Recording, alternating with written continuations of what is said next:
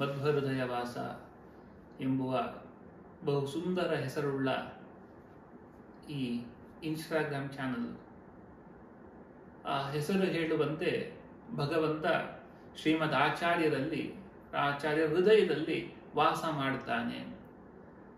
ಮಧ್ವ ಹೃದಯ ವಾಸ.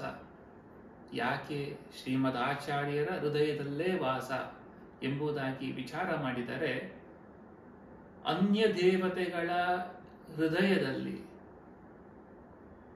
ಅಸುರ ಪ್ರವೇಶದ ಅವಕಾಶವಿದೆ.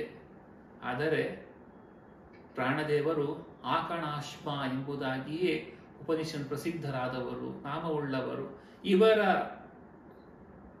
ಹೃದಯವನ್ನ ಅಸುರರು ಪ್ರವೇಶ ಮಾಡಲಿಕ್ಕೆ ಸಾಧ್ಯವಿಲ್ಲ. ಅಷ್ಟು ಪರಿಶುದ್ಧವಾದದ್ದು.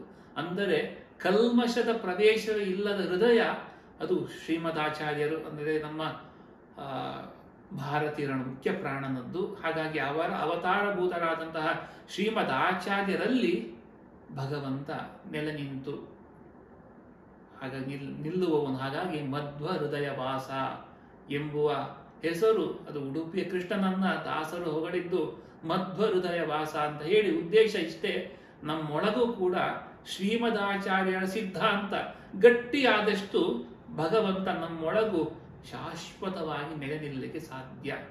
ಹಾಗಾಗಿ ನಮ್ಮೆಲ್ಲರ ಪ್ರಾರ್ಥನೆ ಮಧ್ವ ಹೃದಯ ವಾಸ, ಶ್ರೀಕೃಷ್ಣ ನಮ್ಮೊಳಗೂ ನೆಲೆ ನಿಲ್ಲುವಂತಾಗಬೇಕು ಎಂಬುವ ಒಳ್ಳೆಯ ಉದ್ದೇಶದಲ್ಲಿ ಈ ಯುವಕರು ಸೇವೆ ಮಾಡಿರುವ ಹೆಸರು ತುಂಬಾ ಚಂದ ಇದೆ.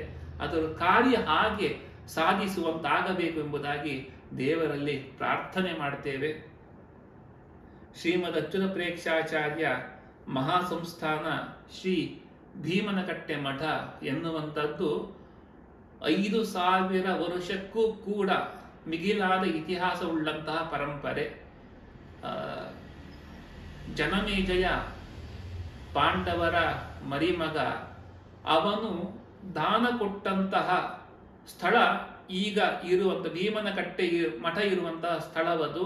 ಇದನ್ನ ದಾನ ಕೊಟ್ಟಿದ್ದು ಯಾರಿಗೆ ಅಂದರೆ ಆ ಜನಮೇಜಯ ಕೊಟ್ಟಂತಹ ತಾಮ್ರ ಶಾಸನದಲ್ಲೇ ಉಲ್ಲೇಖ ಉಂಟು. ಮುನಿವೃಂದ ಮಠದ ಗರುಡವಾಹನ ತೀರ್ಥರ ಶಿಷ್ಯರಾದ ಕೈವಲ್ಯನಾಥ ತೀರ್ಥರು ಆರಾಧಿಸುವ ರಾಮದೇವರ ಪೂಜೆಗೆ ತಾನು ಭೂದಾನ ಮಾಡ್ತಾ ಇದ್ದೇನೆಂಬುದಾಗಿ ಜನಮೇಜಯ ಮಹಾರಾಜ ಭೂದಾನವನ್ನ ಕೊಟ್ಟಿರುವಂತದ್ದು. ಇದು ಈ 2024 ಇಸವಿಗೆ ಲೆಕ್ಕ ಹಾಕಿದರೆ 5,035 ವರ್ಷದ ಹಿಂದೆ ಪುಷ್ಯ ಅಮಾವಾಸ್ಯೆ ಪರ್ವಕಾಲದಂದು ಅವನು ದಾನವನ್ನು ಕೊಟ್ಟಿರುವಂತದ್ದು. ಹಾಗಾಗಿಯೇ ಭೀಮನಕಟ್ಟೆ ಎಂದರೆ ಪಾಂಡವರು ವನವಾಸ ಸಂದರ್ಭದಲ್ಲಿ ಬಂದಿದ್ದಂತಹ ಸ್ಥಳವದು. ಆ ವನವಾಸದಲ್ಲಿ ತಮ್ಮ ಜೊತೆಗೆ ಬಂದಂತಹ ಸಹಸ್ರಾರು ಗೃಹಸ್ಥರು, ಯತಿಗಳೆಲ್ಲರ ವ್ಯವಸ್ಥೆ ದೃಷ್ಟಿಯಿಂದ ಭೀಮಸೇನ ದೇವರು ತುಂಗಾ ನದಿಗೆ ಅಡ್ಡವಾಗಿ ಕಟ್ಟೆಯನ್ನ ನಿರ್ಮಾಣ ಮಾಡಿದರು. ಅದೇ ಸಂಸ್ಕೃತದಲ್ಲಿ ಭೀಮ ಸೇತು, ಕನ್ನಡದಲ್ಲಿ ಭೀಮನ ಕಟ್ಟೆ. ಇಂತಹ ಐತಿಹಾಸಿಕ ಹಿನ್ನೆಲೆ ಉಳ್ಳಂತಹ ಪರಂಪರೆ ಇದು ಮುಂದುವರೆದು ಬಂದದ್ದು. ಈ ಪರಂಪರೆಯಲ್ಲಿಯೇ ಭೀಮಸೇತು ಮುನಿವೃಂದ ಮಠದ ಈ ಪರಂಪರೆಯಲ್ಲಿಯೇ ಅಚ್ಯುತ ಪ್ರೇಕ್ಷರು ಬಂದದ್ದು.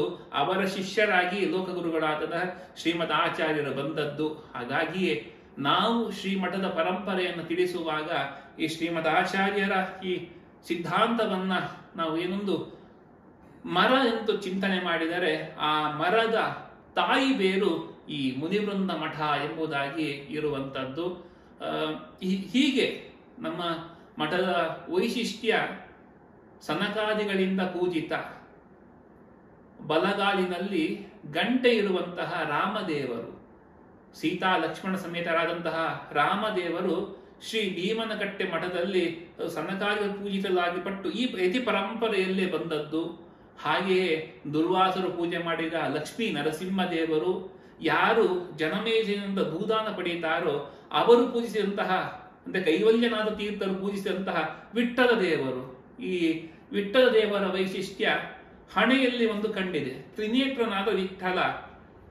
ಈ ವಿಠ್ಠಲನ ವೈಶಿಷ್ಟ್ಯ ಜೊತೆಗೆ ಶ್ರೀಮದ್ ಆಚಾರ್ಯರು ತಮ್ಮ ಗುರುಗಳಿಗೆ ಗುರು ಕಾಣಿಕೊಟ್ಟಂತಹ ದಾಮೋದರ ಸಾಲಿಗ್ರಾಮ, ಸನಕಾದಿಗಳಿಂದ ಪೂಜಿಸಿದ ರಾಮನ ಜೊತೆಗೆ ವಿಶ್ವಂಬರ ಸಾಲಿಗ್ರಾಮ, ಇದು ಯತಿ ಪರಂಪರೆಗೆ ಬಂದಿತ್ತು.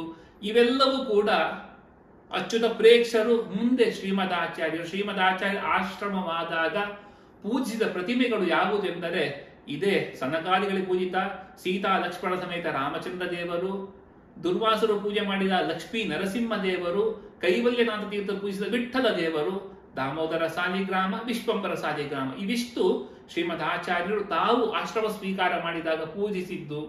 ಹಾಗೆ ಶ್ರೀಮಠದಲ್ಲಿ ಭೀಮನಕಟ್ಟೆಯಲ್ಲಿ ಪಾಂಡವರು ಪೂಜೆ ಮಾಡಿದಂತಹ ಸೀತಾ ಲಕ್ಷ್ಮಣ ಸಮೇತ ರಾಮಚಂದ್ರ ದೇವರ ಸನ್ನಿಧಾನವೂ ವಿಶೇಷವಾಗಿದೆ.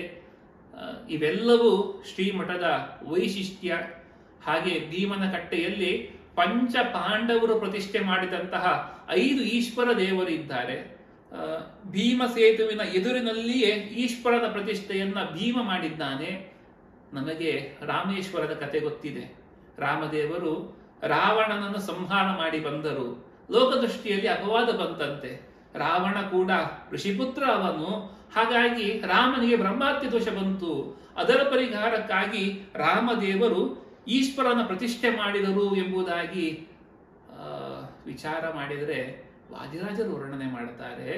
ಹೇಗೆ ಸಾಧ್ಯ? ಪ್ರಳಯ ಕಾಲದಲ್ಲಿ ದೇವತೆಗಳನ್ನ ಋಷಿಗಳನ್ನ ಎಲ್ಲರನ್ನೂ ಕೂಡ ತಾನು ಸಂಹಾರ ಮಾಡುವ ಭಗವಂತನಿಗೆ ಈ ರಾವಣನ ಕೊಂದ ಕಾರಣ ಬ್ರಹ್ಮಾತ್ಯ ದೋಷ ಬರ್ತದ ಎಂಬುದನ್ನ ತೀರ್ಥ ಪ್ರಬಂಧದಲ್ಲಿ ರಾಮೇಶ್ವರನ ವರ್ಣನೆ ಮಾಡುವಾಗ ಕೇಳ್ತಾ ಪ್ರಶ್ನೆ ಮಾಡ್ತಾರೆ. ಯಾವುದು ಅಸಾಧ್ಯ ಇದು? ದೋಷ ಲೇಷವೂ ಇಲ್ಲದ ಸ್ವಾಮಿಗೆ ಇವನಿಗೆ ಕೊಂದ ಅಸುರನನ್ನು ದುಷ್ಟ ಕಾರ್ಯ ಮಾಡಿದಂತ ಅಸುರ ಕೊಂದದ್ದಕ್ಕೆ ದೋಷ ಬಂತ ಅಂದರೆ ಖಂಡಿತ ಹೀಗಿಲ್ಲ. ಈಶ್ವರನಿಗೆ ಬ್ರಹ್ಮದೇವರ 5ನೇ ಮುಖವನ್ನ ತೆಗೆದ ಕಾರಣ ಬ್ರಹ್ಮಹತ್ಯೆ ದೋಷ ಬಂದಿತ್ತು.